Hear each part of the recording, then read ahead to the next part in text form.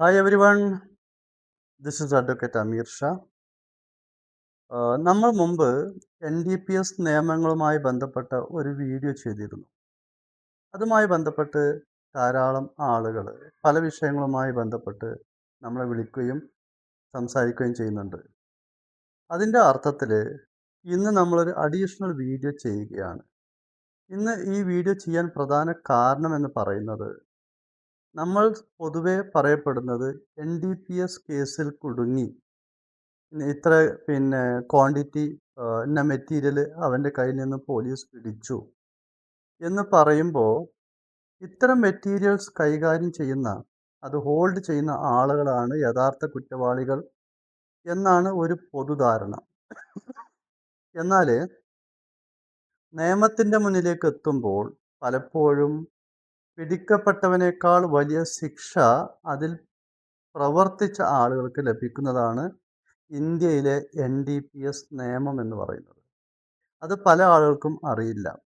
ഇത് ഞാൻ പറയാൻ കാരണം കുറച്ച് നാളുകൾക്ക് മുമ്പ് കേരളത്തിൽ ഒരു സ്കൂൾ ടീച്ചറെ പിടിച്ച കഥ വന്നു.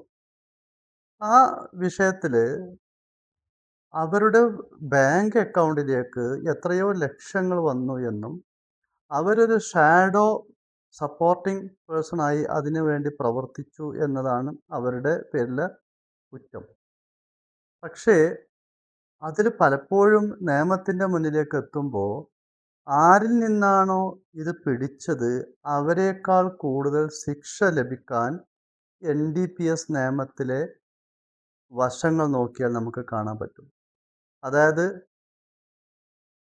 സബ്സ്റ്റൻസ് കൈകാര്യം ചെയ്യുന്ന ആളുകൾ, അത് ഉപയോഗിക്കുന്ന ആളുകൾ, അത് എത്തിച്ചു കൊടുക്കുന്ന ആളുകൾ, അത് എത്തിച്ചു കൊടുക്കാനും അതിൻ്റെ വിതരണത്തിന് സംവിധാനം ചെയ്തു കൊടുക്കുന്ന മെക്കാനിസം പ്രൊവൈഡ് ചെയ്യുന്ന ആളുകൾ, അതിൻ്റെ ലോജിസ്റ്റിക്സ് കൈകാര്യം ചെയ്യുന്ന ആളുകൾ, ഇവർ എല്ലാം തന്നെ ഇതിൻ്റെ ഭാഗമാവും. പലപ്പോഴും ഞാൻ ആളുകൾ വിളിക്കുമ്പോൾ അവർ പറയും 4 ഗ്രാം MDMA പിടിച്ചു എന്നെല്ലാം പറയും. പക്ഷേ ഇതിൻ്റെ തൂക്കം എന്ന് പറയുന്നത് 3 രൂപത്തിലാണ് നമ്മൾ കൈകാര്യം ചെയ്യുന്നത്. Small quantity, medium quantity or commercial quantity എന്നാണ്. പക്ഷേ അതിൻ്റെ അപ്പർ സ്ലാബ് നോക്കിയിട്ടല്ല നമ്മൾ അതിൻ്റെ ശിക്ഷയെ കാണുന്നത്. സ്മോൾ ക്വാണ്ടിറ്റിയിൽ നിന്നും എപ്പോൾ തുടങ്ങിയോ അത് മുതൽ അതിൻ്റെ മാക്സിമത്തിൽ നിന്നല്ല അത് കൗണ്ട് ചെയ്യുന്നത്. ഒരു ചെറിയ വേരിയേഷൻ സ്മോൾ ക്വാണ്ടിറ്റിയിൽ നിന്നും നിങ്ങളിൽ നിന്ന് പിടിച്ച വസ്തുവിന് തൂക്കമുണ്ട് എങ്കിൽ അത് ഇൻ്റർമീഡിയറി ക്വാണ്ടിറ്റി ആവുന്നു. അതുപോലെ തന്നെ ഇൻ്റർമീഡിയറി ക്വാണ്ടിറ്റിയുടെ അളവിൽ നിന്നും ഒരു അംശം അത് കൂടുതലായി കഴിഞ്ഞാൽ അത് കൊമേഴ്ഷ്യൽ ക്വാണ്ടിറ്റി ആയി മാറുന്നു. ഈ എല്ലാ ആളുകളും ഇതുമായി ബന്ധപ്പെട്ട ആളുകൾ വിഡ്ഢികളാണെന്നോ അല്ലെങ്കിൽ അറിയാത്തവരാണോ എന്ന് ഒരിക്കലും നമുക്ക് പറയാൻ കഴിയില്ല. കാരണം NDPS നിയമത്തിന് ഒരു പ്രത്യേക സ്വഭാവമുണ്ട്. നിങ്ങൾ ഒരു കൊലപാതകം ചെയ്തു വന്നാലോ അല്ലെങ്കിൽ ഒരു പോക്സോ കേസിൽ പെട്ടു വന്ന ആളാണോ എങ്കിലൊക്കെ വലിയ വലിയ ശിക്ഷകളാണ് നമ്മുടെ കോടതികളിൽ നിലനിൽക്കുന്നത്. പക്ഷേ അതിനേക്കാൾ എത്രയോ ഇരട്ടി വലിയ ശിക്ഷകൾ നിങ്ങൾക്ക് പ്രദാനം ചെയ്യാൻ കഴിയുന്ന കോടതിയാണ് NDPS കോടതി എന്ന ഒരു ചെറിയ അറിവ് നിങ്ങൾക്കുണ്ട് എങ്കിൽ ഒരാൾ പോലും ഒരു കുട്ടി പോലും NDPS കേസിൽ ഒരിക്കലും അകപ്പെടില്ല. ഈ വിഭാഗം ആളുകൾ ട്രാക്ക് ചെയ്യുന്നത് 18 വയസ്സിന് താഴെയുള്ള കുട്ടികളെയാണ്. പക്ഷേ NDPSൽ ആരെ പിടിച്ചു കഴിഞ്ഞാലും NDPSൽ റെക്കോർഡ് എന്നൊരു സിസ്റ്റം ഉണ്ട്. നിങ്ങളുടെ പേരിൽ ഒരു കേസ് വന്നു കഴിഞ്ഞാൽ that will remain as it is as A record in your life. നിങ്ങൾക്കൊരു ഗവൺമെൻറ് ജോലിയിലേക്ക് പോകുന്നതിന് വേണ്ടിയോ മറ്റെന്തെങ്കിലും ജോലിയിലേക്ക് പോകുന്നതിന് വേണ്ടി ഒരു പോലീസ് അന്വേഷണം വന്നു കഴിഞ്ഞാൽ നിങ്ങളുടെ കേസിൽ നിന്ന് നിങ്ങൾക്ക് അക്വിറ്റൽ ലഭിച്ചതാണെങ്കിൽ പോലും അത് അതുപോലെ തന്നെ ആ റെക്കോർഡിൽ കാണുകയും പോലീസ് ആ ഇൻഫോർമേഷൻ പാസ് ചെയ്യും. നമ്മൾ മറ്റ് പല കേസുകളിലും ഉദാഹരണത്തിന് ഒരു കേസിൽ കുടുങ്ങി, ഒരു 498 കേസ് കുടുങ്ങി, അദ്ദേഹത്തിൻ്റെ പാസ്പോർട്ട് അദ്ദേഹത്തിന് യാത്ര ചെയ്യാൻ പറ്റുന്നില്ല, പാസ്പോർട്ട് അദ്ദേഹത്തിന് നേടിയെടുക്കാൻ പറ്റുന്നില്ല. പാസ്പോർട്ട് അധികാരികൾ പറയുന്നു നിങ്ങൾക്ക് നിങ്ങളുടെ പേരിൽ ക്രിമിനൽ കേസുണ്ട്, അതുകൊണ്ട് ഞങ്ങൾക്ക് നിങ്ങൾക്ക് പാസ്പോർട്ട് തരാൻ കഴിയില്ല. നിങ്ങൾക്ക് പാസ്പോർട്ട് തരണമെങ്കിൽ നിങ്ങൾ കോടതിയിൽ നിന്നും ഒരു ഉത്തരവ് വാങ്ങി വന്നാൽ ഞങ്ങൾ പരിഗണിക്കാം എന്നാണ് പറയുന്നത്. വീണ്ടും നമ്മളെപ്പോലുള്ള ആളുകൾ കോടതിയിൽ ചെന്നുകൊണ്ട് ഈ കാര്യം അവതരിപ്പിച്ച ശേഷം വീണ്ടും കോടതിയിൽ നിന്നൊരു അഡീഷണൽ ഉത്തരവ് വാങ്ങിക്കൊടുത്താണ് അത്തരം ആളുകൾക്ക് പാസ്പോർട്ട് ലഭിക്കുന്നതും അവർ യാത്ര ചെയ്യുന്നതും. പക്ഷേ NDPS കേസിൽ കുടുങ്ങിയ ആളുകൾക്ക് അത് മാത്രം പോരാ. ഒരു കമ്പനിയും നിങ്ങൾക്ക് ജോലി തരാൻ പോകുന്നില്ല. ഒരു കമ്മ്യൂണിറ്റിയെ നിങ്ങളെ പരിഗണിക്കാൻ പോകുന്നില്ല. കാരണം you have A habit of offending narcotic drugs. എപ്പോഴും നിങ്ങളിലെ ആ ക്രിമിനൽ സ്വഭാവം എന്നും അവിടെ തന്നെ ഒരു പാച്ച് പോയിൻ്റായിട്ട് അവിടെ കിടക്കുന്നുണ്ടാവും. അതുകൊണ്ടാണ് നമ്മൾ പറയുന്നത് നിങ്ങൾ അവെയർനെസ് പ്രോഗ്രാമിൽ പങ്കെടുക്കണം. അതിൻ്റെ കൃത്യമായ പഠനങ്ങൾ പഠിച്ച ശേഷം അതിലേക്ക് ചെന്നുപെട്ടാലുള്ള അപകടത്തെക്കുറിച്ച് നല്ല ബോധം ഏതൊരു ആൺകുട്ടിക്കും പെൺകുട്ടിക്കും ഉണ്ടായിരിക്കണം. അതിനു വേണ്ടിയാണ് നമ്മൾ കേരള ഗവൺമെൻറ്റിൻ്റെ പല ഗ്രൂപ്പുകളായി തിരിഞ്ഞുകൊണ്ട് പല സംഘടനകളായി തിരിഞ്ഞുകൊണ്ട് നമ്മൾ പല സ്ഥലങ്ങളിലും നാർക്കോട്ടിക് ഡ്രഗ്സിനെതിരെ ക്യാമ്പയിൻ നടത്തുന്നതും അതിനെതിരെ പ്രവർത്തിക്കുന്നതും. പോലീസ് അധികാരികൾ ചെയ്യുന്നുണ്ട്, ടീച്ചേഴ്സ് ചെയ്യുന്നുണ്ട്, മറ്റു സംഘടനകളെല്ലാം ചെയ്യുന്നുണ്ട്. എന്നാൽ പോലും കേരളത്തിൽ മറ്റ് ഏതൊരു സംസ്ഥാനത്തേക്കാൾ കൂടുതൽ കഞ്ചാവ് അതുപോലെ MDMA ഏറ്റവും അധികം വിതരണം ചെയ്യുന്നു എന്നാണ് അറിയപ്പെടുന്നത്. കേരളത്തിലേക്ക് ഈ കഞ്ചാവ് എന്നുള്ള വസ്തുക്കൾ വരുന്നത് കൂടുതലും മഹാരാഷ്ട്ര, ഒഡീഷ എന്നീ സ്ഥലങ്ങളിലാണ്. അപ്പോൾ ഞാൻ പറഞ്ഞു വരുന്നത് ഇവിടേക്ക് വരുന്ന കഞ്ചാവിൻ്റെ മെയിൻ ട്രാഫിക് എന്ന് പറയുന്നത് ത്രൂ അതിഥി തൊഴിലാളികൾ തന്നെയാണ്. അതിലൊരു സംശയമില്ല. നമുക്ക് MDMA പോലുള്ള വസ്തുക്കൾ നോക്കിക്കഴിഞ്ഞാൽ കേരളത്തിലേക്ക് ഈ വസ്തുക്കൾ എത്തുന്നത് എല്ലാം തന്നെ കർണാടകയിൽ നിന്നും ഗോവയിൽ നിന്നും തമിഴ്നാട്ടിൽ നിന്നുമാണ്. അതുകൊണ്ടാണ് ബാംഗ്ലൂരിൽ നിന്നുമുള്ള ആളുകളുടെ മൊബൈലുകൾ കൂടുതൽ ആളുകൾ ട്രാക്ക് ചെയ്യുന്നതും അവരെ പിടിക്കപ്പെടുന്നതും. മറ്റൊരു കഥ ഞാൻ പറയാം. ഒരു ഡോക്ടർ അദ്ദേഹം ഈ MDMA ഉപയോഗിക്കുന്ന ആളായിരുന്നു. എന്ന് മാത്രമല്ല അദ്ദേഹം MDMA ഉപയോഗിക്കുന്ന അതിൻ്റെ റേറ്റ് നോക്കുമ്പോൾ ബാംഗ്ലൂർ ചെന്ന് വാങ്ങിക്കഴിഞ്ഞാൽ വളരെ കുറഞ്ഞ വിലക്ക് അദ്ദേഹത്തിന് കിട്ടുമെന്ന് അറിഞ്ഞത് കൊണ്ട് അദ്ദേഹം ഇവിടെ നിന്നും ബാംഗ്ലൂരിലേക്ക് പോവുകയും തിരിച്ചു വരുമ്പോൾ അദ്ദേഹത്തെ അറസ്റ്റ് ചെയ്യുകയും ചെയ്തു. അപ്പോൾ ഇവിടെയുള്ള ചോദ്യം വളരെ രഹസ്യമായി ഒരു വ്യക്തി മാത്രം അറിഞ്ഞുകൊണ്ട് ചെയ്തൊരു ആക്ഷൻ എങ്ങനെ പോലീസ് അധികാരികൾ അറിഞ്ഞു? ഇവിടെയാണ് നമ്മളുടെ ഇൻ്റലിജൻസ് മെക്കാനിസം എങ്ങനെ പ്രവർത്തിക്കുന്നു എന്ന് നിങ്ങൾ മനസ്സിലാക്കേണ്ടത്. നമ്മൾ എത്ര തന്നെ കോഡ് ഉപയോഗിച്ച് ഓരോ കാര്യങ്ങൾ വിതരണം ചെയ്യാൻ ശ്രമിച്ചാൽ പോലും ആ കോഡുകളെ നമുക്ക് നമ്മുടെ മൊബൈൽ നെറ്റ്വർക്ക് ലിങ്ക്സ് ഉപയോഗിച്ചുകൊണ്ട് അതിനെ ഡീകോഡ് ചെയ്യാനും ഇവിടെ കമ്മ്യൂണിക്കേഷൻ നടക്കുന്നു എന്ന് പോലീസിന് കണ്ടെത്താനും കഴിയും. തന്നെയുമല്ല നമുക്ക് ഈ സേവനങ്ങൾ തരുന്ന ഓരോ മൊബൈൽ സേവന ദാതാക്കളും അവർ ഇൻ്റലിജൻസിൻ്റെ ഒരു ഭാഗമാണ് എന്ന് നിങ്ങൾക്ക് കൃത്യമായ ബോധമുണ്ടായിരിക്കണം.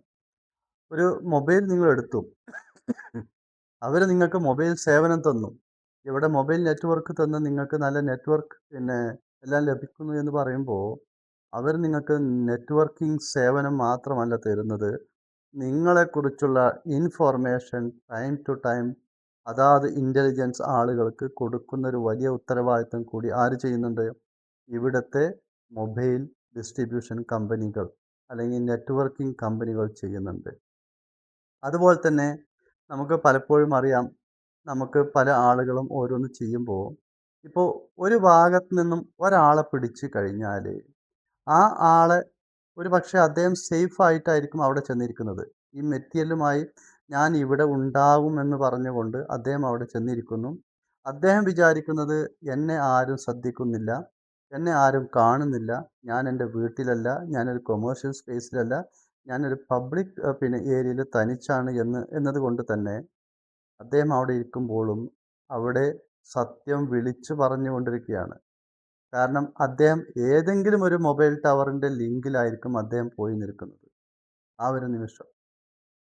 അപ്പോൾ ആ ഒരു പർട്ടിക്കുലർ മൊമെൻറ്റിൽ അദ്ദേഹത്തിൻ്റെ മൊബൈലുമായി കണക്ട് ചെയ്തു വന്ന എല്ലാ മൊബൈലുകളിലേക്കും ഇൻഫോർമേഷൻ പോവുകയും ഇൻവെസ്റ്റിഗേഷൻ പോവുകയും ഓരോ ആളുകളെയും നിയമത്തിൻ്റെ മുന്നിൽ കൊണ്ടുവരും. ഇതിൽ പിന്നീട് നമ്മൾ തിരിച്ചറിയും ഇവനായിരുന്നു ഇതിൻ്റെ കാരിയർ, ഇവനായിരുന്നു ഇതിൻ്റെ ലോജിസ്റ്റിക് പാർട്ട്ണർ, ഇവനായിരുന്നു ഇതിൻ്റെ മെക്കാനിസം ഓപ്പറേറ്റ് ചെയ്തത്, ഇവനായിരുന്നു ഇതിൻ്റെ ഇൻ്റർനാഷണൽ കണ്ണിയായി പ്രവർത്തിച്ചത് എന്നെല്ലാം പോലീസിന് കൃത്യമായി പഠനം നടത്തി നിങ്ങളെ നിയമത്തിന് മുന്നിൽ കൊണ്ടുവരാൻ കഴിയും. അപ്പോൾ ഞാൻ പറയുന്നത്, നിങ്ങൾക്ക് തോന്നുന്നുണ്ടാവും നിങ്ങളും നിങ്ങളുടെ നെറ്റ്വർക്കും ചേർന്ന് ചെയ്യുന്ന ഓരോ കാര്യങ്ങളും ഒരിക്കലും പോലീസ് അറിയില്ല എന്ന് നിങ്ങൾക്ക് തോന്നിക്കഴിഞ്ഞാൽ അത് തീർച്ചയായും വിഡ്ഢിത്തമാണ്. പലപ്പോഴും നിങ്ങളുടെ അടുത്തേക്ക് പോലീസ് വരുന്നത് നിങ്ങൾ വളരെ ദൂരെ സഞ്ചരിച്ച ശേഷമായിരിക്കും. കാരണം നിങ്ങൾ എവിടെ പോകുന്നു, നിങ്ങളുടെ നെറ്റ്വർക്ക് എത്രമാത്രം വൈഡാണ്, നിങ്ങളെ പഠിക്കുകയും നിങ്ങളെ ഒബ്സർവ് ചെയ്യുകയും നിങ്ങളെ ഏതായാലും ഇന്നോ നാളെയോ പോലീസ് പിടിക്കും. അത് ഇന്ന് പിടിക്കുന്നതിന് മുമ്പ് പകരം പോലീസ് എന്ത് ചെയ്യും, 1 മാസമോ 2 മാസമോ 6 മാസമോ നിങ്ങളെ ഫ്രീ ആയി വിടും. എന്തിനാണ്? നിങ്ങളുമായി ഒരാൾ കണക്ഷൻ വന്നു കഴിഞ്ഞാൽ മറ്റുള്ള കണക്ഷൻസ് ഡെവലപ്പ് ചെയ്യാൻ വളരെ ഈസിയാണ്. അപ്പം നിങ്ങൾ പറയും ഞാൻ 6 മാസമായി ബിസിനസ് ചെയ്യുന്നുണ്ട്, എന്നെ ഒരു പോലീസും പിടിച്ചില്ല, I am safe, I am intelligent എന്നെല്ലാം പറയും. You are under the shadow of intelligence എന്നാണ് നിങ്ങൾ മനസ്സിലാക്കേണ്ടത്. ഒരാൾക്കും ഒന്നും തന്നെ ഇവിടുത്തെ ഇൻ്റലിജൻസിനെ മറികടന്ന് ചെയ്യാൻ കഴിയില്ല. ഇനി കോടതിയിൽ ചെന്ന് കഴിഞ്ഞാൽ പല ആളുകളും ചെയ്യുന്നൊരു പരിപാടിയുണ്ട്. കോടതിയുടെ ഉത്തരവില്ലാതെ പലപ്പോഴും നിങ്ങൾ യാത്ര ചെയ്യും. പല ആളുകളും വിദേശത്ത് പോയി വരുന്നുണ്ട്. പലപ്പോഴും നിങ്ങളുടെ പാസ്പോർട്ട് കോടതി സീസ് ചെയ്തിട്ടുണ്ടാവില്ല. നിങ്ങളുടെ മൊബൈൽ മാത്രമേ സീസ് ചെയ്തിട്ടുണ്ടാവുള്ളൂ. എന്ന് കരുതി നിങ്ങളുടെ പാസ്പോർട്ട് ഓപ്പൺ ആണ് എന്ന് കരുതി നിങ്ങൾ യാത്ര ചെയ്തു എങ്കിൽ നിങ്ങൾ ഈ ടെറിട്ടറി വിട്ടു പോകുമ്പോൾ കോടതിയുടെ തീരുമാനം എടുത്തിരുന്നു, ഉത്തരവ് നേടിയിരുന്നു എന്നൊരു ചോദ്യമുണ്ട്. കാരണം നിങ്ങൾ അഥവാ കോടതിയുടെ ഇടപെടലുകളിൽ, പോലീസിൻ്റെ ഇടപെടലുകളിൽ നിങ്ങൾ കണ്ണിയാണ് എങ്കിൽ, നിങ്ങൾ ആ കേസിൽ പിടിക്കപ്പെട്ട ആളാണ് എങ്കിൽ, നിങ്ങൾക്കെതിരെ ഒരു FIR ഉണ്ട് എങ്കിൽ, നിങ്ങൾ കാണിക്കേണ്ട മാന്യത നിങ്ങൾ ചെയ്യാൻ പോകുന്ന കാര്യങ്ങൾക്ക് കോടതിയുടെ അനുമതി വാങ്ങുക എന്നുള്ളതാണ്. പലപ്പോഴും പല ആളുകൾക്കും നമ്മൾ കോടതിയുടെ അനുമതി വാങ്ങി അവർക്ക് യാത്ര ചെയ്യാനുള്ള സംവിധാനം ചെയ്ത് കൊടുത്ത് അവർ വിദേശത്ത് പോയി വർക്ക് ചെയ്യുന്നു. ഓരോ പ്രാവശ്യവും കോടതിയിലേക്ക് വരുന്നതിന് പകരം നമ്മൾ കോടതിയിൽ അവർക്ക് വേണ്ടി ഇറങ്ങുകയും നിൽക്കുകയും കോടതിയിൽ നിങ്ങളെ റെപ്രസെൻ്റ് ചെയ്യുകയും ചെയ്യും. നിങ്ങൾക്ക് തന്നിട്ടുള്ള ഒരു സമയപരിധിയിൽ അത് അവസാനിക്കുന്നു എങ്കിൽ മുന്നിട്ടിറങ്ങി അതിനേക്കാൾ ഒരു പടി മുന്നിൽ ഞങ്ങൾ ഇത് പ്രവർത്തിച്ചുകൊണ്ട് വക്കീലന്മാരെന്ത് ചെയ്യും, നിങ്ങൾക്ക് തന്ന സമയം ഒന്നുകിൽ നമ്മൾ അത് എക്സ്റ്റെൻഡ് ചെയ്ത് വാങ്ങിത്തരും. അപ്പോൾ നിങ്ങൾക്ക് അവിടെ നിൽക്കാൻ പറ്റും. അതല്ല എങ്കിൽ ആദ്യത്തെ കോടതി ഉത്തരവിൽ പറഞ്ഞ സമയത്തിന് മുമ്പ് നമ്മൾ വക്കീലന്മാർ നിങ്ങളോട് പറഞ്ഞ് നാട്ടിലെത്താനും കോടതിയിൽ ഹാജരാവാനും പറയും. സപ്പോസ് നിങ്ങൾ ഇതൊന്നും ചെയ്തില്ല, നിങ്ങൾ പോയ ശേഷം തിരിച്ച് കോടതിയിൽ സമയത്ത് ഹാജരായിട്ടില്ല എങ്കിൽ that will become another offence. നിങ്ങൾ ചെയ്യുന്ന മറ്റൊരു തെറ്റായി അത് കോടതി കാണുകയും നിങ്ങളുടെ എൻ്റയർ കേസിനെ അത് ബാധിക്കുകയും ചെയ്യും. ഞാൻ പലപ്പോഴും പറയാറുണ്ട്, നിങ്ങൾ എന്ത് കേസിലകപ്പെട്ടാലും വിദേശയാത്ര ചെയ്യാൻ നിങ്ങൾക്ക് അനുമതി ഉണ്ടെങ്കിൽ പോലും, നിങ്ങൾക്ക് പാസ്പോർട്ട് ഉണ്ടെങ്കിൽ പോലും കോടതിയുടെ ഉത്തരവ് നേടിയ ശേഷം നിങ്ങൾ യാത്ര ചെയ്ത് കഴിഞ്ഞാൽ പലപ്പോഴും കോടതിയുടെ പല പരിഗണനകളും നിങ്ങൾക്ക് ലഭിക്കും. ഇതാണ് അതിൻ്റെ ഒരു ഗുണം. നിങ്ങൾ കോടതിയുടെ ഇടപെടലുകളിലേക്ക് ചെന്ന് കഴിഞ്ഞാൽ നിങ്ങൾ മാന്യത കാണിക്കും തോറും കോടതി തിരിച്ചു നിങ്ങളോട് മാന്യത കാണിക്കും. പക്ഷേ അതിന് നിങ്ങളുടെ വക്കീലും നിങ്ങളും തയ്യാറാവണമെന്ന് മാത്രം. പല കേസുകളിലും ഞാൻ ഒരു സത്യം തുറന്ന് പറയാണ്, ഈ ക്രിമിനൽ കേസുകൾ കുടുങ്ങുന്ന ആളുകൾ ഒരു നമ്പർ 2 ക്യാരക്ടർ ഉള്ള ആളുകളായിരിക്കും. അവർക്ക് അഥവാ കേസിൽ കുടുങ്ങിയാൽ തന്നെ വക്കീലിന് പ്രോപ്പർ ഫീസ് നൽകാനോ മറ്റുള്ള കാര്യങ്ങൾ നിയന്ത്രിക്കാനോ അവർക്ക് താല്പര്യമുണ്ടാവില്ല, അവർക്ക് പ്രയോറിറ്റി ഉണ്ടാവില്ല. അപ്പോൾ അങ്ങനത്തെ ഒരവസ്ഥയിൽ നിങ്ങൾ ജയിലിൽ പോകണോ, നിങ്ങൾ രക്ഷപ്പെടണോ എന്നൊരു താല്പര്യം ആർക്കുണ്ടാവില്ല, നിങ്ങളുടെ വക്കീലിനുണ്ടാവില്ല.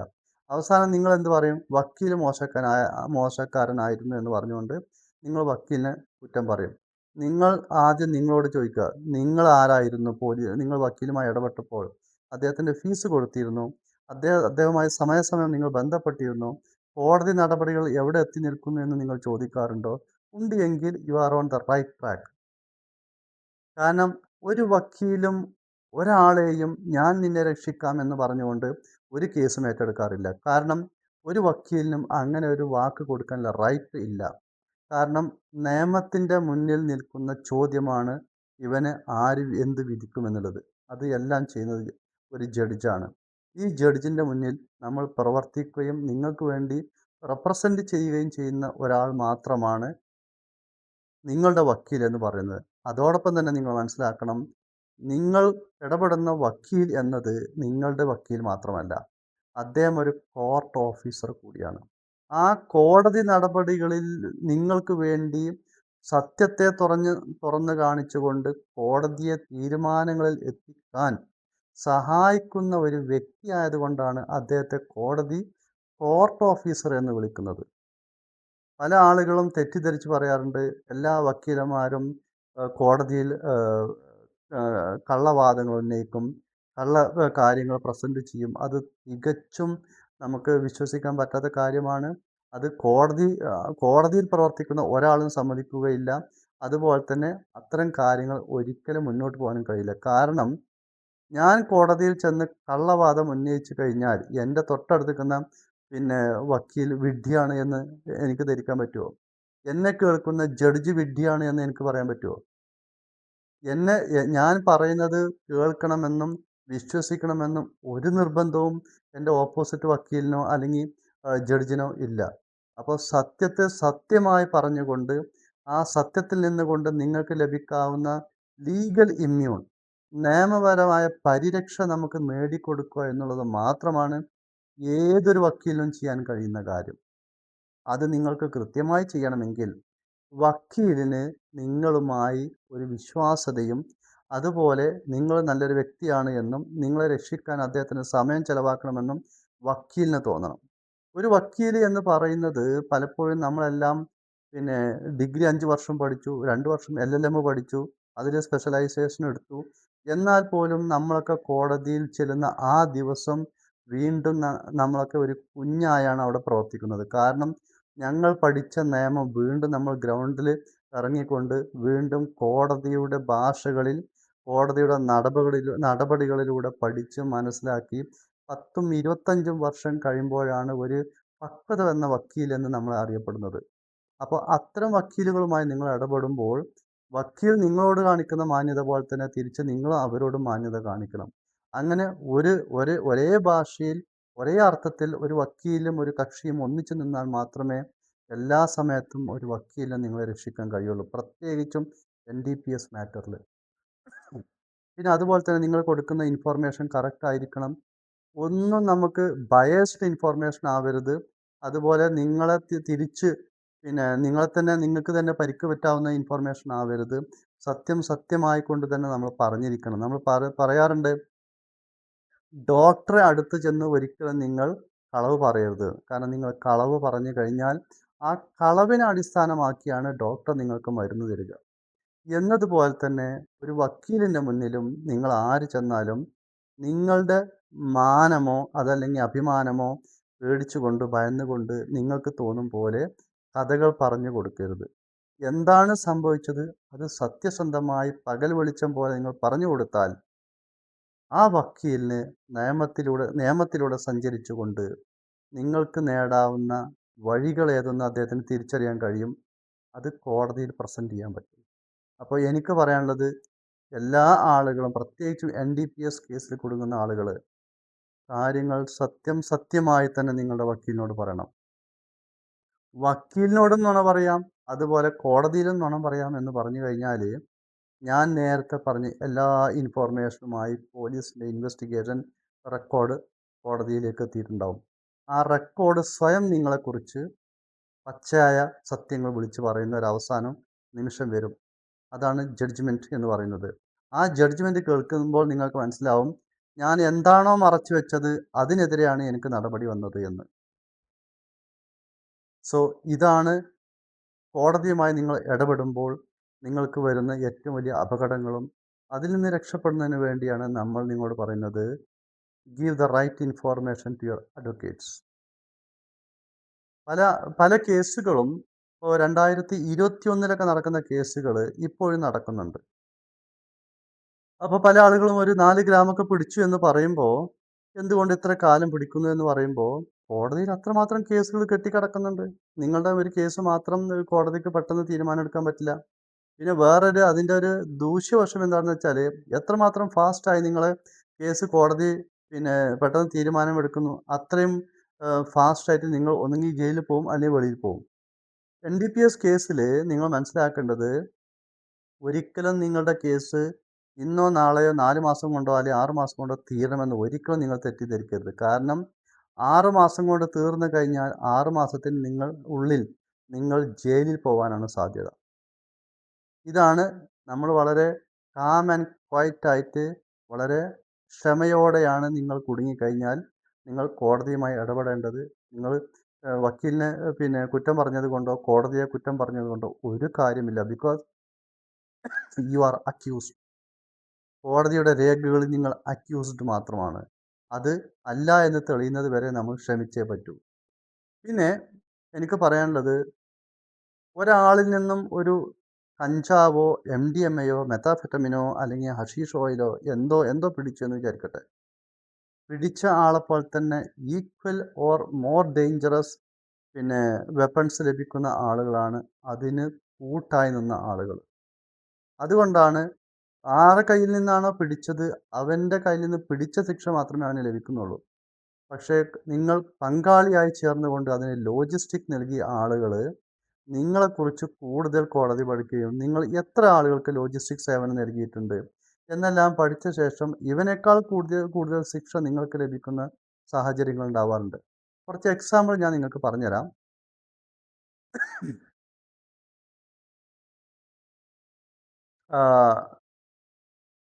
ഓപ്പിയം, കന്നാബീസ്, ഒരു കൊക്ക പ്ലാന്റ്സ് ഇതെല്ലാം നിങ്ങൾ ലൈസൻസ് ഇല്ലാതെ കൃഷി ചെയ്താൽ റിഗറസ് ഇംപ്രിസൺമെൻറ്റ് കൂടിയ ശിക്ഷ നിങ്ങൾക്ക് നൽകും. എങ്ങനെ? 10 വർഷമോ അതിൽ കൂടുതലോ 1 ലക്ഷം ഫൈനോ, അതോടൊപ്പം 1 ലക്ഷം ഫൈനോ നിങ്ങൾക്ക് ലഭിക്കാം കൃഷി ചെയ്താൽ. ഇപ്പോൾ നമ്മുടെ അട്ടപ്പാടി വനമേഖലയിൽ ഇപ്പോൾ കഴിഞ്ഞ 2 ദിവസം മുമ്പ് കുറേ കഞ്ചാവ് ചെടികൾ പോലീസ് കയറി നശിപ്പിച്ച് കളഞ്ഞു. അത് കഞ്ചാവ് നശിപ്പിച്ചു എന്നതുകൊണ്ട് ആ സ്റ്റോറി അവിടെ തീരുന്നില്ല. ആ ലാൻഡ് ഓണർ അതിൽ വരുന്നുണ്ട്, ശിക്ഷയിൽ കയറും. അതിൽ പണിയെടുത്ത ആളുകളുണ്ടാവും. ആരാണത് കൃഷി ചെയ്ത ആൾക്കാർ അതിലുണ്ടാവും. അതിനെ കൾട്ടിവേറ്റ് ചെയ്ത് പരിപാലിക്കുന്ന ആളുകളുണ്ടാവും. അതിന് ലോജിസ്റ്റിക്സ് നൽകിയ ആളുകൾ എല്ലാ ആളുകളെയും കൊണ്ടുവരും. എന്നിട്ട് അവർക്ക് ഈ ശിക്ഷയിലേക്കാണ് അവർ നടന്നെടുക്കുന്നത്. പിന്നെ മറ്റൊന്നാണ് import or export or transhipment of narcotic drugs and psychotropic substances. Import ചെയ്യുക, അല്ലെങ്കിൽ ഇന്ത്യയിൽ നിന്നും വിദേശത്തേക്ക് കയറ്റി അയക്കുക, അല്ലെങ്കിൽ അതിൻ്റെ ട്രാൻസ്ഷിപ്മെൻറ്റ് മേഖലകളിൽ പ്രവർത്തിക്കുക എന്ന് പറഞ്ഞു കഴിഞ്ഞാൽ ഇന്ത്യ എന്ന സ്ഥലങ്ങളിൽ എവിടൊക്കെ നമ്മൾ ഭൂമിയിൽ ഇന്ത്യ എന്നറിയപ്പെടുന്നു അവിടെയെല്ലാം NDPS നിയമം നടക്കുന്നുണ്ട്. അതുപോലെ തന്നെ ഇന്ത്യയിൽ രജിസ്റ്റർ ചെയ്ത എല്ലാ കപ്പലുകളും എല്ലാ വിമാനങ്ങളും ഇതിൻ്റെ ഭാഗമാണ്. അത്തരം കപ്പലുകളിൽ നിന്നോ വിമാനത്തിൽ നിന്നോ നിങ്ങളുമായോ അല്ലെങ്കിൽ നിങ്ങളുമായി ബന്ധപ്പെട്ട വസ്തുക്കളിൽ നിന്നോ ഇത് പിടിച്ചു കഴിഞ്ഞാൽ same law will be applied. അതിന് പറയുന്നതിന് 10 to 20 years imprisonment and 1 to 2 lakh ഫൈനാണ് പറയുന്നത്. ധാരാളം കേസുകളുണ്ട്. നമ്മൾ പൊളിറ്റിക്കലി വളരെ ഇമ്പോർട്ടൻ്റ് ആയിട്ടുള്ള കേസുകളൊക്കെ നമുക്ക് പല കേസുകൾ നമുക്ക് എടുത്താൽ പറയാനുണ്ട്. ഒരു വീഡിയോ എന്ന നിലക്ക് ഞാനത് പ്രത്യേകം എടുത്ത് പറയുന്നില്ല എന്ന് മാത്രമേ ഉള്ളൂ. അതുപോലെ knowingly allowing one's premises to be used for committing and offences. അറിഞ്ഞുകൊണ്ട് ഇവനിത് ചെയ്തോട്ടെ എന്നും ഞാനത് മൗനസമ്മതം നൽകുന്നു എന്ന അർത്ഥത്തിൽ നിങ്ങൾ നിങ്ങളുടെ റൂമോ അല്ലെങ്കിൽ വീടോ വാടക കൊടുത്തു കഴിഞ്ഞാൽ ഇതേ നിയമം നടക്കും. ഇതേ ശിക്ഷ വരാൻ പോവുകയാണ് അവർക്ക്. ഇപ്പോൾ കഴിഞ്ഞ ആഴ്ച കോടതിയുടെ ഒരു ഉത്തരവ് വന്നു. നിങ്ങൾ റൂം വാടക കൊടുത്താൽ അതിൽ നിന്നും ആളുകളെ കഞ്ചാവുമായി പിടിച്ചു കഴിഞ്ഞാൽ ആ വസ്തു ഉടമസ്ഥൻ അതിൽ പ്രതിയാണ് എന്ന് കോടതി പറഞ്ഞപ്പോൾ പല ആളുകളും പറഞ്ഞു, അതെങ്ങനെ? നമ്മൾ വാടക മാത്രമല്ലേ കൊടുക്കുള്ളൂ, നമ്മൾ വാടക അഗ്രിമെൻറ്റ് മാത്രമല്ലേ നമ്മൾ കൈകാര്യം ചെയ്യുന്നുള്ളൂ എന്ന് പറഞ്ഞപ്പോൾ അതിനുള്ള മറുപടിയാണ് ഇത്. കാരണം ഇത് നിയമത്തിലുള്ളതാണ്. നിയമം എന്താണോ പറയുന്നത് അത് നമ്മൾ നടപ്പിലാക്കണം. അപ്പോൾ റൂമുകൾ കൊടുക്കുന്ന ആളുകൾ, ബിൽഡിംഗ് വാടക കൊടുക്കുന്ന ആളുകൾ വെറുതെ വാടക കൊടുത്തിട്ട് മാസം വാടക പിരിക്കാൻ മാത്രം അങ്ങോട്ട് ചെല്ലരുത്. അവിടെ എന്ത് നടക്കുന്നു എന്ന ഒരു വ്യൂ നിങ്ങളുടെ കണ്ണുകൊണ്ട് നിങ്ങളത് കണ്ടെത്തി അത് പരിശോധിച്ചു കൊണ്ടിരിക്കണം. നമ്മുടെയൊക്കെ എഗ്രിമെൻ്റ് ഉണ്ടാക്കുന്ന സമയത്ത് നമ്മളെല്ലാം പറയുന്നുണ്ടാവും. വെപ്പൺസ് ഉപയോഗിക്കാൻ പാടില്ല, പിന്നെ എക്സ്പ്ലോസീവ് മെറ്റീരിയൽസ് കൊണ്ടുവരാൻ പാടില്ല, നാർക്കോട്ടിക് ഡ്രഗ്സ് കൈകാര്യം ചെയ്യാൻ പാടില്ല എന്നെല്ലാം പറഞ്ഞ് നമ്മൾ സിഗ്നേച്ചർ വാങ്ങിയാൽ പോലും നിങ്ങൾ കുടുങ്ങും. കാരണം അത് ഓരോ ദിവസവും നമ്മളത് ഉറപ്പുവരുത്തണം. അതുകൊണ്ട് ഇത്തരം ഹിസ്റ്ററികളെല്ലാം പരിശോധിച്ച ശേഷം ആണ് നിങ്ങൾ ഈ ആളുകൾക്ക് റൂം കൊടുക്കേണ്ടത്. അവനെന്തെങ്കിലും ഹിസ്റ്ററി ഉണ്ടോ? നിങ്ങളൊരു പോലീസ് വെരിഫിക്കേഷൻ ചോദിച്ചോളൂ. ഒരു പോലീസ് വെരിഫിക്കേഷൻ റെക്കോർഡ് നിങ്ങൾക്ക് കിട്ടുമെങ്കിൽ അത് വാങ്ങിക്കോളൂ. No problem. ഒരു പോലീസിൻ്റെ സ്റ്റേഷൻ റിപ്പോർട്ട് മേടിച്ചോളൂ. എനിക്കിങ്ങനെ വാടക കൊടുക്കണം, പറ്റുമോ ഇല്ലയോ എന്ന് ചോദിച്ചാൽ മതിയല്ലോ. It is possible. അപ്പോൾ അതാണ്. പിന്നെ violation pertaining to controlled substances, അതിനും 10 വർഷം വരെയുള്ള തടവും 1-2 ലക്ഷം വരെ ഫൈനും വരും. എന്താണ് ഈ കൺട്രോൾഡ് സബ്സ്റ്റൻസസ്? ഫാർമസിയിൽ വിൽക്കുന്ന പല സാധനങ്ങളും ഒരു ഡോക്ടർ പ്രിസ്ക്രിപ്ഷൻ ഇല്ലാതെ നിങ്ങൾ വിൽക്കുകയാണ്. ഇന്ന് ഫാർമസിയിലെ പല ഫാർമസികളും മുന്നോട്ട് പോകുന്നത് ഇത്തരം കൺട്രോൾഡ് മെഡിസിൻ വിറ്റുകൊണ്ടാണ്. കാരണം കൺട്രോൾഡ് മെഡിസിൻസ് പ്രിസ്ക്രിപ്ഷൻ ഇല്ലാതെ അവർ വിൽക്കുകയും അതിൻ്റെ കൺട്രോൾഡ് മെഡിസിൻ്റെ ഹ്യൂജ് ക്വാണ്ടിറ്റി അവർ സൂക്ഷിച്ചുകൊണ്ട് അവർ ലാഭമെടുക്കുന്നുണ്ട്. ഇതൊക്കെ നമുക്ക് ധാരാളം കേസുകൾ പത്രമാധ്യമങ്ങൾ നമുക്ക് കാണാൻ പറ്റും. പക്ഷേ ഒരു യൂട്യൂബ് എന്ന അർത്ഥത്തിൽ നമ്മളത് ഓരോ സ്ഥലങ്ങളെയോ വ്യക്തികളെ ചൂണ്ടിക്കാണിക്കുന്നില്ല. ഇത് ഏതാണ്? സെക്ഷൻ 25A പ്രകാരം ആണ് ഇത് പറയുന്നത്. മറ്റേ ഞാൻ നേരത്തെ പറഞ്ഞ knowingly allowing one's premises to be use for committing an offence, നിങ്ങൾ വാടക കൊടുക്കുന്ന റൂമോ അല്ലെങ്കിൽ മറ്റ് കച്ചവട സ്ഥാപനങ്ങളൊക്കെ സെക്ഷൻ 25ൻ്റെ ഭാഗമാണ്. അപ്പോൾ സെക്ഷൻ 25 ഉണ്ട് എങ്കിൽ you are part of the game. Section 25A ഉണ്ട് എങ്കിൽ നിങ്ങൾ അങ്ങനെ ഫാർമസി പോലത്തെ സ്ഥലങ്ങളൊക്കെ കൊടുത്തു കഴിഞ്ഞാൽ ആ ഫാർമസിക്കെതിരെ നീങ്ങുന്നതാണ്. കാരണം ഫാർമസിയിൽ നമുക്ക് സബ്സ്റ്റൻസ് ഉണ്ടാവും, നമുക്ക് കൺട്രോൾഡ് മെറ്റീരിയൽസ് ഉണ്ടാവും. അപ്പം അങ്ങനെയാണെങ്കിൽ അത്തരം ഫാർമസിക്കെതിരെ നടപടിയെടുക്കേണ്ട നിയമമാണ് 25A എന്ന് പറയുന്നത്. പിന്നെ financing traffic and harbouring offenders, ഇത്തരം ആളുകൾക്ക് വേണ്ടി നമ്മൾ പണം നൽകുക. ഓക്കെ, നീ വാങ്ങിക്കോ, നീ വിറ്റോ, എനിക്ക് ഇത്ര ലാഭം തന്നാൽ മതി, ഞാൻ ക്യാഷ് തരാമെന്ന് പറഞ്ഞ് നിങ്ങൾ 2 ലക്ഷം രൂപ ഒരാൾക്ക് കൊടുത്തു. എന്ത് സംഭവിക്കും? നിനക്ക് ഇതിന് എവിടുന്ന് ക്യാഷ് കിട്ടിയെന്ന് ചോദിച്ചു കഴിഞ്ഞാൽ അവൻ പറയും ഞാൻ കടം വാങ്ങിയതായിരുന്നു എന്ന് പറയും. അപ്പോൾ പോലീസ് നിങ്ങളിലേക്ക് മെല്ലെ നടക്കും. എങ്ങനെ? നിങ്ങൾ എന്തുകൊണ്ടതിന് കൊടുത്തു? നിങ്ങൾക്ക് കിട്ടാവുന്നതും എന്താണ്? Rigorous imprisonment for 10 to 20 years and along with a fine of 1 to 2 lakhs. Section 27 വന്നു. അപ്പോൾ ഈ സെക്ഷൻ 27 എന്ന് പറയുന്നത് എവിടേക്കെത്തി? ഈ ഗെയിമിൽ ഒന്നും പങ്കെടുക്കുന്നില്ല. അദ്ദേഹം എന്താ ചെയ്തത്? 1-2 ലക്ഷം രൂപ കൊടുത്തു. ആ ക്യാഷ് വെച്ചിട്ടാണ് പിന്നെ അതിൻ്റെ സ്ട്രാറ്റജി മൂവ് ചെയ്യുന്നത്.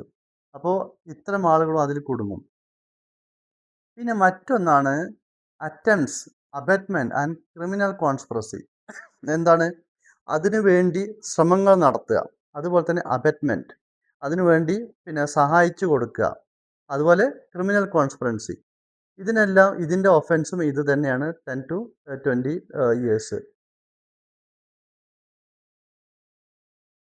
പിന്നെ മറ്റൊന്ന് പറയുന്നുണ്ട് സെക്ഷൻ 30 പ്രകാരം preparation to commit an offence. Preparation to commit an offence എന്താ പ്രിപ്പറേഷൻ? അദ്ദേഹം പ്ലാൻ ചെയ്തു. എന്ത്? ഈ ഇത്തരം ഒഫൻസ് ചെയ്യുന്നതിന് വേണ്ടി ഒരു പ്രിപ്പറേഷൻ പ്ലാനായി. അങ്ങനെയാണെങ്കിൽ പോലും അതിന് ശിക്ഷ കിട്ടും. അത് എക്സിക്യൂട്ട് ചെയ്തിട്ടില്ല, ഒരു പ്ലാന് നടത്തിയിരുന്നു. അദ്ദേഹത്തിൻ്റെ പിടിച്ചിട്ടോ അല്ലെങ്കിൽ അദ്ദേഹം ഇതിൻ്റെ ഭാഗമായിട്ടൊന്നുമില്ല. It was just a preparation. ആരാണ് നിനക്ക് ഈ സ്ട്രാറ്റജി പറഞ്ഞു തന്നത്? എനിക്ക് ആദ്യം ഇന്ന ആൾ പറഞ്ഞു തന്നിരുന്നു, പക്ഷേ അത് ഇതിൽ വന്നിട്ടില്ല. പിന്നെ ഞാൻ എക്സിക്യൂട്ട് ചെയ്തത് വേറെ ആൾ മുഖാന്തരമാണ് എന്ന് പറഞ്ഞു കഴിഞ്ഞാൽ നിങ്ങളുടെ പേര് for the safe of knowing your name, നിങ്ങളുടെ പേര് പ്രിപ്പറേഷനിൽ വരും. അങ്ങനെയാണെങ്കിൽ സെക്ഷൻ 30 പ്രകാരം നിങ്ങളും അതിൽ പ്രതിയാവും. എന്താ സംഭവിക്കുക? നിങ്ങൾ അതിനെക്കുറിച്ച് ഇങ്ങനെയൊക്കെ ചെയ്തൂടെ ഒന്ന് ഒരു പ്രിപ്പറേഷൻ ഐഡിയ നിങ്ങൾ കൊടുത്തിട്ടുണ്ടാവാം.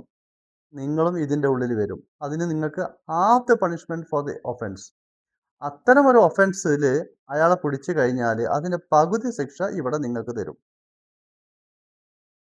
അതുകൊണ്ട് ഇത്തരം ആളുകൾക്ക് കൊടുക്കുന്ന ഓരോ വാക്കുകളും ഇൻഫോർമേഷനുകളും നിങ്ങൾ അറിഞ്ഞോ അറിയാതെയോ ഒരു മൂന്നാമനെയോ നാലാമനെയോ ആ കേസിലേക്ക് തേടി വരും. കേസിൽ കുടുങ്ങുന്ന ആള് അവൻ ആൾറെഡി കുടുങ്ങിപ്പോയി. പിന്നെ അവനത് മറ്റു ഭാഗങ്ങളിലേക്ക് ഡൈവേർട്ട് ചെയ്യാനാ ശ്രമിക്കുക. ഞാനിത് പിന്നെ ഉണ്ടാക്കിയെന്നോ അതല്ലെങ്കിൽ പിന്നെ കൈകാര്യം ചെയ്തതെന്ന് ഒരാളും അത് പറയാൻ പോകുന്നില്ല. അവൻ എവിടുന്ന് കിട്ടി? അതിൻ്റെ എല്ലാ റിസോഴ്സസും ഇൻഫോർമേഷനും പച്ചയായ രൂപത്തിൽ അവൻ പറഞ്ഞു കൊടുക്കും. ഈ കൊടുക്കുന്ന ഓരോ ഇൻഫോർമേഷനും പുതിയ പുതിയ ആളുകൾ ആ കേസിലേക്ക് പ്രതി ചേർത്തുകൊണ്ടിരിക്കും. ഇതാണ് നാർക്കോട്ടിക്കിന്റെ ഒരു പ്രശ്നം. പിന്നെ സെക്ഷൻ 20 കൺസംഷൻ ഓഫ് ഡ്രഗ്സ് എന്നൊരു ഏരിയ ഉണ്ട്. അത് പിന്നെ എന്താ പറയാ, അത് സെക്ഷൻ 27 വരുന്നത്. ഇത് ഒരു പ്രത്യേക ഏരിയ ആണ് കൺസംഷൻ ചെയ്യാൻ. പക്ഷെ ഏറ്റവും കൺസ്യൂം ചെയ്തു എങ്കിൽ നിങ്ങൾക്ക് കോടതി നിങ്ങളുടെ പരിഗണിക്കുന്നതും നിങ്ങളൊരു ട്രാഫിക്കിംഗ് ഏരിയയിൽ പെടുന്ന ആളോ ഒരു ഡിസ്ട്രിബ്യൂട്ടറോ ആവുന്നതിനേക്കാൾ കുറഞ്ഞ ഒരു പരിഗണന നിങ്ങൾക്ക് എവിടെ കിട്ടും? ഇവിടെ കിട്ടും. കാരണം നിങ്ങൾ കൺസ്യൂം ചെയ്തു എന്ന് നിങ്ങൾക്ക് സർട്ടിഫിക്കറ്റ് വേണം. നിങ്ങൾ ഏതെങ്കിലും റീഹാബിലിറ്റേഷൻ സെൻറ്ററിൽ ട്രീറ്റ്മെൻറ്റ് എടുത്തിരുന്നു എന്ന് നിങ്ങൾക്ക് ഒരു സർട്ടിഫിക്കറ്റ് വേണം. അതെല്ലാം നിങ്ങൾ പ്രൊഡ്യൂസ് ചെയ്ത് കഴിഞ്ഞാൽ ഒരു പക്ഷേ നിങ്ങൾക്ക് പലപ്പോഴും കോടതിയുടെ പരിഗണന ലഭിച്ചേക്കാം. ഞാൻ നേരത്തെ പറഞ്ഞു നിങ്ങളോട്, ഒരു വക്കീലിനും ഒരു പിന്നെ ആൾക്കും കോടതിയുടെ തീരുമാനങ്ങളെ മുൻകൂട്ടി പറയാനോ അതല്ലെങ്കിൽ തീരുമാനം ഇങ്ങനെ ആയിരിക്കുമെന്ന് പ്രവചിക്കാനോ കഴിയില്ല. നിയമത്തിൻ്റെ വശത്തിലൂടെ സഞ്ചരിക്കുമ്പോൾ അതിനനുസരിച്ചൊരു തീരുമാനം വരും. എന്നാൽ പോലും നിങ്ങൾ കൺസ്യൂം ചെയ്തു എന്ന് പറഞ്ഞു കഴിഞ്ഞാൽ നിങ്ങൾക്ക് മെഡിക്കൽ റെക്കോർഡ്സ് ഉണ്ടായിരിക്കണം. നിങ്ങളുടെ ബ്ലഡ് റിസൾട്ടിൽ നിങ്ങൾക്ക് അതിൻ്റെ സിംറ്റംസ് കണ്ടിരിക്കണം. അത് പ്രകാരം ഒരു ഡോക്ടേഴ്സ് സർട്ടിഫിക്കറ്റോട് കൂടി നിങ്ങളെ ഒരു റീഹാബിലിറ്റേഷൻ സെൻറ്ററിലേക്ക് കൊണ്ടുപോവുകയും നിങ്ങൾ അവിടെ ചികിത്സ തേടിയ രേഖകളും ഉണ്ട് എങ്കിൽ ഒരു പക്ഷേ കോടതിയുടെ ചില പരിഗണനകൾ നിങ്ങൾക്ക് ലഭിച്ചേക്കാം. പക്ഷെ ഞാൻ ഈ പറയുന്ന ആളുകളിൽ 99% അവർക്കതില്ല. കാരണം അവരെല്ലാം പിടിക്കുന്നത് ട്രാഫിക്കിങ്ങിലും ഡിസ്ട്രിബ്യൂട്ടർഷിപ്പിലുമാണ്. എല്ലാ ആളുകളും ഡിസ്ട്രിബ്യൂട്ടേഴ്സാണ്. കാരണം അവർക്ക് ക്യാഷാണ് ആവശ്യം.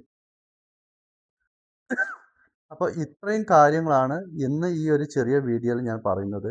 എനിക്ക് ധാരാളം വിഷയങ്ങൾ NDPS കേസുമായി ബന്ധപ്പെട്ട് പറയാനുണ്ട്. നമുക്കറിയുന്ന കാര്യങ്ങളുണ്ട്. എൻ്റെ അറിവിൽ നമ്മൾ പല ആളുകളുമായി സംസാരിക്കുമ്പോൾ കോടതിയുടെ ഭാഷകളിൽ എനിക്ക് സംസാരിക്കാൻ പറ്റും. അതുപോലെ തന്നെ വിക്ടിമിൻ്റെ പിന്നെ അതല്ലെങ്കിൽ പ്രതികളുടെ ഭാഷയിൽ സംസാരിക്കാൻ പറ്റും. ഇതൊക്കെ നമുക്ക് പറഞ്ഞു തരുന്നതിൻ്റെ ഒരു ഇൻസൈറ്റ് എന്താണെന്ന് വെച്ചാൽ നമ്മുടെ തൂഫാൻ ക്യാമ്പയിനുമായി ബന്ധപ്പെട്ട് ഗവൺമെൻറ് ഓഫ് കേരള തുടങ്ങി വെച്ച തൂഫാൻ ക്യാമ്പയിന് ഈ ഒരു കൊടുങ്കാറ്റ് എന്നത് വളരെ ശക്തമായി നമ്മുടെ നാട്ടിലേക്ക് പോകുമ്പോൾ ദിവസം ചെല്ലും തോറും കൂടുതൽ ആളുകൾ ഇതിൽ പിടിക്കപ്പെടുകയും ശിക്ഷിക്കപ്പെടുന്നതും നമുക്ക് കാണാൻ പറ്റും. ഇതിൽ ഒരു കാര്യം കൂടി ഞാൻ പറഞ്ഞു തരാം. ഇതിൽ മറ്റൊരു ഒളിഞ്ഞിരിക്കുന്ന സെക്ഷൻ ഉണ്ട്. എന്താണ്? വസ്തുവകകൾ കണ്ടുകെട്ടുക എന്നൊരു സെക്ഷൻ ഉണ്ട്. അതായത് കോടതിക്ക് വേണമെങ്കിൽ നിങ്ങളുടെ എല്ലാ സമ്പത്തും നിങ്ങളുടെ അക്കൗണ്ട്സിൽ എവിടെയൊക്കെ ക്യാഷ് ഉണ്ടോ, നിങ്ങൾ എന്തൊക്കെ സമ്പാദിച്ചിട്ടുണ്ടോ, അത് ആരൊക്കെ പേരിലേക്ക് നിങ്ങൾ ആ സമ്പത്തിനെ ട്രാൻസ്ഫർ ചെയ്തിട്ടുണ്ട്, നിങ്ങളുടെ അച്ഛനോ അമ്മയോ സുഹൃത്തോ ആരുടെ പേരെങ്കിലും അത് ആ എമൗണ്ട് ഒളിഞ്ഞു കിടക്കുന്നുണ്ടെങ്കിൽ അവിടേക്ക് ചെല്ലാനും അതെല്ലാം പിടിച്ചെടുക്കാനും ഗവൺമെൻറ്റിന് കണ്ടുകെട്ടാനുള്ള അധികാരമുണ്ട്. അപ്പോൾ ഒരു ചോദ്യം ബാക്കിയുണ്ട്. നിങ്ങൾ ഈ എടുക്കുന്ന എഫേർട്സിനെല്ലാം നിങ്ങൾക്ക് ലഭിക്കുന്നത് സീറോ ബെനിഫിറ്റും ഒരു ചീത്തപ്പേരും ഒരു കോടതി നടപടിയും ഒരു ജയിൽവാസമായിരിക്കും അൾട്ടിമേറ്റ്ലി നിങ്ങളുടെ പ്രോഫിറ്റ് എന്ന് പറയുന്നത്. സോ അതുകൊണ്ട് തന്നെ ഈ തൂഫാൻ ക്യാമ്പയിനുമായി സഹകരിച്ചുകൊണ്ട് അതിനെ പ്രൊമോട്ട് ചെയ്തുകൊണ്ട് അതിൻ്റെ സാധ്യതകളെ ജനങ്ങളിലേക്ക് എത്തിക്കുന്നതിന് വേണ്ടിയാണ് ഈ വീഡിയോ ചെയ്യുന്നത്. കൂടുതൽ ഇത്തരം കാര്യങ്ങൾ നിങ്ങൾക്ക് അറിയണമെങ്കിൽ സംശയങ്ങളുണ്ടെങ്കിൽ NDPS നിയമങ്ങളെക്കുറിച്ചോ നടപടികളെക്കുറിച്ചോ അല്ലെങ്കിൽ കേസുകളെക്കുറിച്ചോ നിങ്ങൾക്ക് അറിയണമെങ്കിൽ എന്നാൽ കഴിയുന്ന എല്ലാ കാര്യങ്ങളും എനിക്ക് പറഞ്ഞു തരാൻ പറ്റും. ഞാൻ ഇവിടെ കൊടുത്തിട്ടുള്ള താഴെ നമ്പർ വിളിക്കുക. എൻ്റെ പേര് അഡ്വക്കേറ്റ് അമീർ ഷാ. ഞാൻ മഞ്ചേരി സ്വദേശിയാണ്, മലപ്പുറം ജില്ലയിൽ. So thank you very much. വീണ്ടും കാണാം.